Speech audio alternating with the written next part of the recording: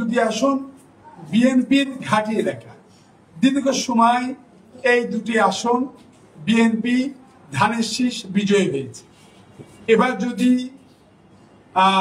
দল তার সঠিক সিদ্ধান্ত ভিত্তিতে মনোনয়ন দিতে পারে, আসলে সিদ্ধান্তটা হলো জনগণের কাঙ্ক্ষিত মনোনয়ন, জনগণের প্রত্যাশিত মানুষকে মনোনয়ন দেওয়া।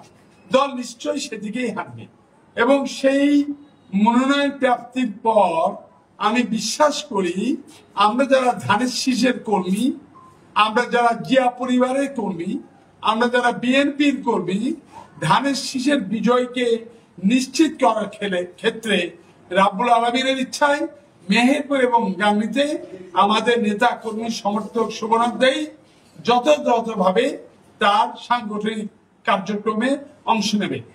আমি বিশ্বাস করি আবারও এই দুটি আসন নিশ্চিতভাবে আমরা দেশনেত্রী বেগম খালেদা জিয়া, আমাদের অহংকার এবং আমাদের ভারপ্রাপ্ত চেয়ারম্যান তারেক রহমানকে, মেহেরপুরের মানুষ, মেহেরপুরের জনগণ এই দুটি আসন তাকে উপহার দিতে পারবে।